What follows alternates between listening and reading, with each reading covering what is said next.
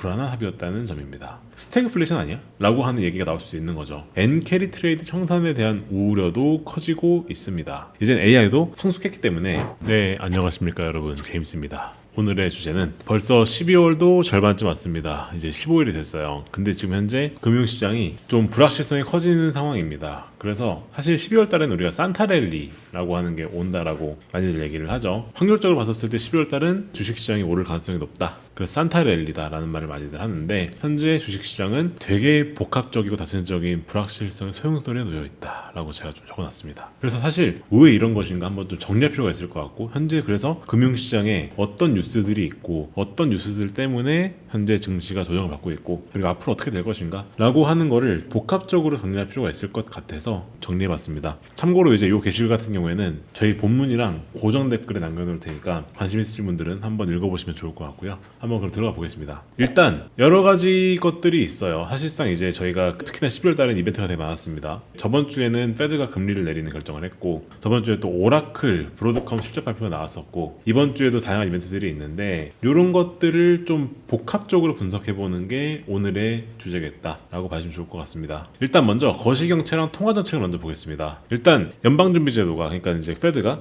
저번 주에 FOMC를 열었죠. 그래서 그때 금리 인하 결정을 내렸습니다. 일단 연준이 기준금리를 내렸어요. 그러면서 9월, 10월에 이어서 3회 연속 금리 인하를 단행을 했는데, 문제는 뭐였냐면은 그 과정이 순탄하지 않았다는 겁니다. 특히나 이번 회의가 재밌었던 게 뭐냐면은, 금리를 내리는 결정이 만장일치가 아니라 의원들 간의 치열한 논쟁 끝에 도출된 불안한 합의였다는 점입니다. 일단 연준에 여러 가지 구성위원들이 있는데, 그 중에서 3명이 반대표를 던졌습니다. 이번 금리 인하 결정에서. 일반적으로 페드가 결정을 내릴 때는 의장의 리더십 아래에서 합의를 중시하거든요. 그래서 만장일치를 가급적 만들려고 해요. 왜냐? 그렇게 해야지만이 시장에서 불확실성을 더 느끼니까 가급적 만장일치를 만들려고 하는데, 이번엔 무려 3명이 반대표를 던졌습니다. 그 중에서 시카고 연은에 있는 오스탄 굴스비라는 분과, 그리고 캔자스시티의 제프리 슈미드라는 분은 금리 동결을 주장했습니다. 이는 인플레이션이 여전히 연준의 목표치인 2%를 상회하고 있으며, 연속 인하가 인플레이션 기대 심리를 자극할 수 있다. 즉 인플레이션 때문에 앞으로도 금리를 너무 빨리 내리는 게 이 인플레이션 기대 심리를 자극할 수 있다는 점 때문에 금리 인하를 반대한다라는 의견을 던졌어요.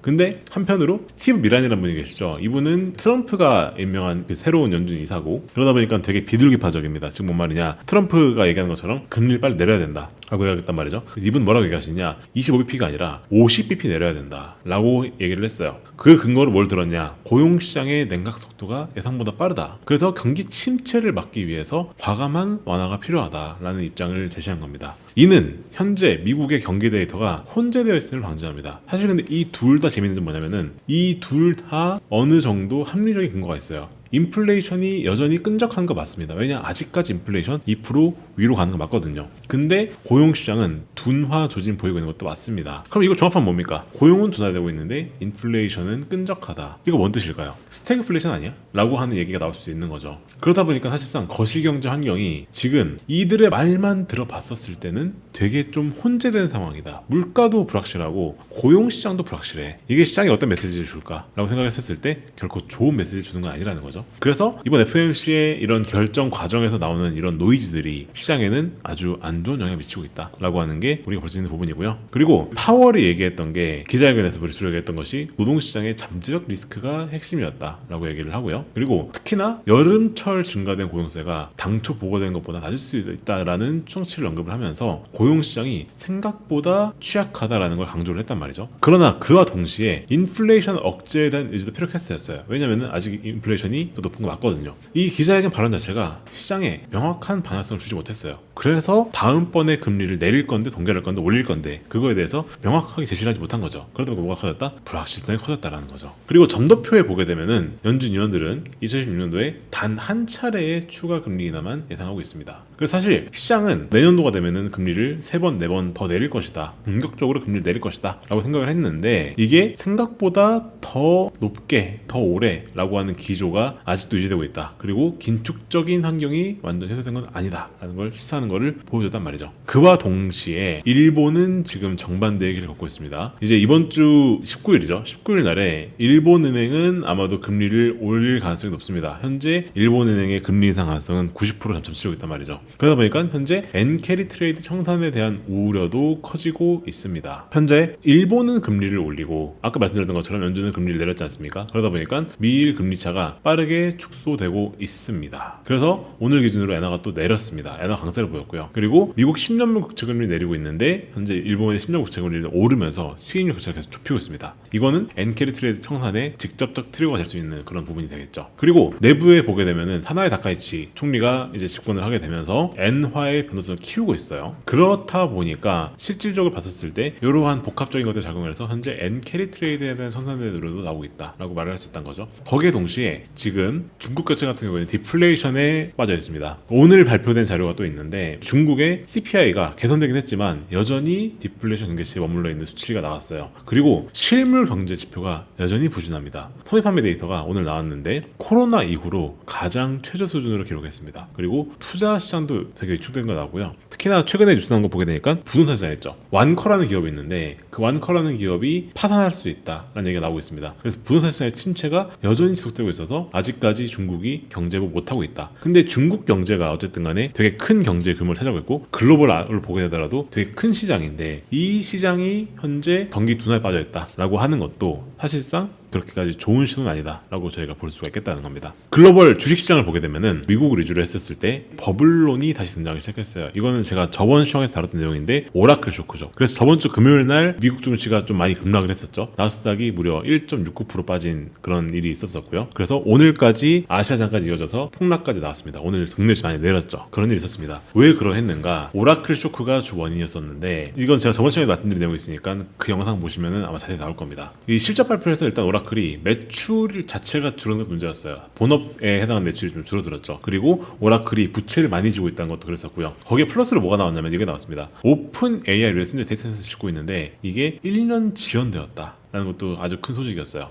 이 오라클이 발표한 오픈 AI를 위한 데이터 센터 구축이 지연되고 있다라고 하는 이게 시장에선 어떻게 받아들여지고 있느냐. 원래는 우리가 돈만 있으면 빨리 확장될 것이고 그리고 이게 빨리 깔려서 AI가 빨리 세상을 바꿀 것이다 라고 하는 게 AI에 대한 기대였었는데 데이터 센터를 짓는 데 있어서 전력 공급도 부족하고 냉각 시스템 확보도 난항을 겪고 건설 인력 부족이나 이런 물리적 병목 현상이 생기는 게 나왔기 때문에 이런 것들이 AI 산업 성장 속도를 강제로 늦출 수 있다라고 하는 현실을 자각하게 만든 겁니다. 그래서 오라클이 이렇게 물리적 한계가 있는 상황에서도 2020년도 회계연도 자본 지출 캐펙스죠. 이거를 500억 달러로 높였습니다. 이게 오히려 투자자들한테는 현재 막대한 빚을 내어짓고 있는 데이터 센터가 현재 착공도 지연되고 있고 그런 단계에 있는데 제때 수익을 낼 수 있을까? 라고 하는 회의론을 제기하고 있다. 그래서 오라클 쇼크가 실질적으로 AI 버블론이라고 불러왔다라고 하는 게 이번에 밝혀진 부분이라는 거죠. 그리고 브로드컴도 실전 발표를 했는데 브로드컴 같은 경우에도 마진 압박이 현실화되고 있다라고 하는 얘기가 나오기 시작했습니다. 브로드컴도 주가 많이 내렸죠. 11% 빠졌습니다. 엄청 급락한 거죠. 왜 그랬냐? 2020년 회계 연도 매출 좋았습니다. 되게 좋았고 배당도 많이 주겠다.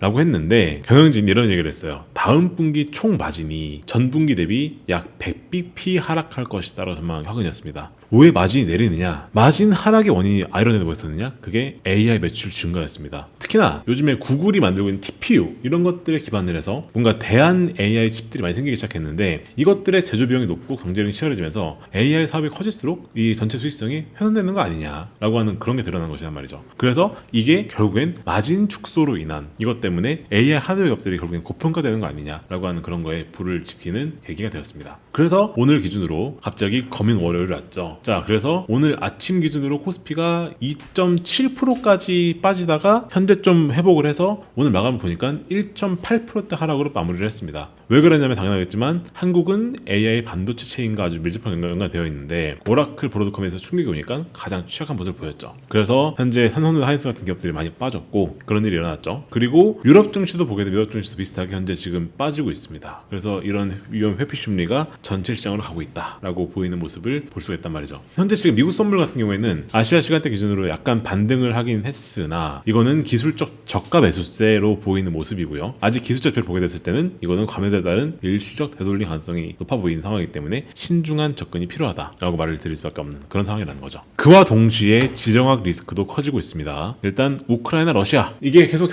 평화협상 한다고 하고 있긴 한데 아직까지 난항을 겪고 있죠. 이건 워낙에 많이 나왔으니까 생각하고요. 그리고 현재 미국과 베네수엘라 간의 긴장이 고조되고 있어요. 그래서 중동이나 남미에서 지금 현재 지속적으로 논의가 나오고 있죠. 근데 미국과 베네수엘라 싸움 뭐가 문제가 되느냐? 원유 시장 문제가 일어납니다. 그러니까 사실상 베네수엘라가 산유국이죠. 그러다 보니까 국제 유가의 상승을 불러올 수 있는 요인이 되는 거고, 이거는 인플레이션의 자극이 올 수밖에 없기 때문에 우리가 중요하게 볼 수밖에 없는 그런 이슈다라고 말씀드려야 될 것 같다는 부분이죠. 그래서 현재 원유 시장에선 이제 아까 말씀드렸던 이런 그 러시아 정유 시설 피격, 베네수엘라 긴장 이런 것들 때문에 원유 같은 경우에는 이제 계속 상방 지지 압력이 계속 커지고 있고요. 근데 귀금속, 금이나 실버 이런 것들은 안전 자산 취급가 되고 있기 때문에 계속해서 오르고 있습니다. 사실 그래서 금이랑 은이 오르는 것도 어떻게 보면은 시장 현재 지금 리스크가 걱정되니까 이런 안전 자산에 대한 수요가 늘어나는 거겠죠. 이것도 사실 그래서 글로벌 증시에서는 사실 그렇게 좋은 건 아니다 라고 말씀드릴 수 있는 그런 부분이겠다 말씀드려야 되겠다는 거죠. 그리고 암호화폐 같은 경우에는 현재 8만 불까지 다시 내려왔어요. 그죠? 8만 8천 불까지 다시 내려왔습니다. 왜 그러하느냐라는 걸 보게 되면은 마이크로스트래티지 때문에 그렇습니다. 마이크로스트래티지라는 기업이 비트코인을 모으는 디지털 애셋 트레저리 기업이죠. 이게 사실상 MSCI에 편입되는 게 확정이 아니냐라고 하는 그런 것들 때문에 그렇습니다. 현재 MSCI는 디지털 자산이 총 자산의 50%를 초과하는 기업은 지수 편입 배제할 수 있다. 즉 암호화폐를 모으는 기업들은 MSCI 편입을 시키지 않겠다라고 하는 그런 이슈가 나오기 시작해서 암호화폐는 빠지기 시작했다라고 볼 수가 있는 부분이고요. 그래서 이제 이러한 복합적인 것들 때문에 현재 글로벌 증시와 글로벌 암호화폐 시장이 조정받고 있다라고 하는 거를 정리할 수 있겠다, 말씀드릴 수 있겠다는 거죠. 자,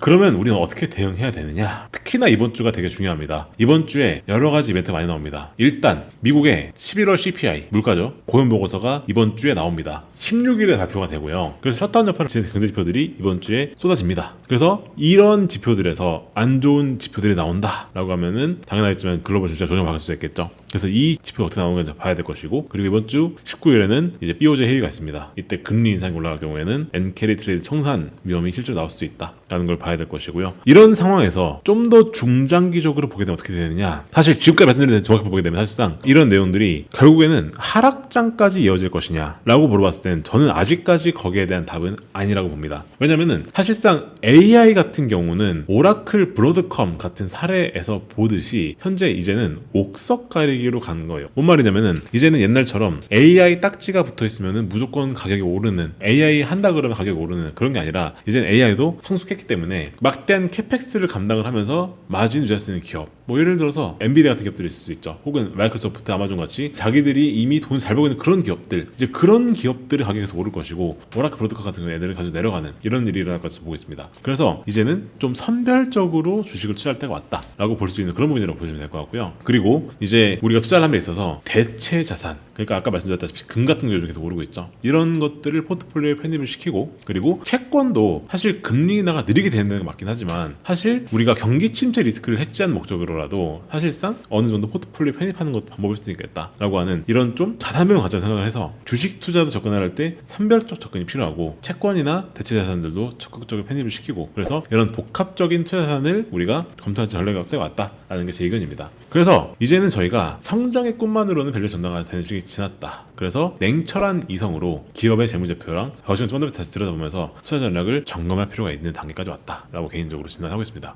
그래서 이제 내년도부터 시장이 좀 더 어려워질 거라고 개인적으로 보고 있고요. 이런 상황에선 어떻게 해야 되느냐, 자 보시면은 저랑 함께 방법이 들어있습니다. 저희 블로그 글에 보시면 이게 나와 있으니까 한번 참고해 보시면 좋을 것 같고요. 시장이 많이 어려운데 여러분들이 오늘 내용이 도움이 됐으면 좋겠습니다. 그러면은 저랑 함께 할 방법은 하단에 고정 댓글 나와 있으니까 참고해 주시고요. 저희 유튜브 채널 구독과 좋아요, 알림 설정까지 꼭 부탁드리겠습니다. 그럼 저는 또 다음 인사드릴게요. 감사합니다.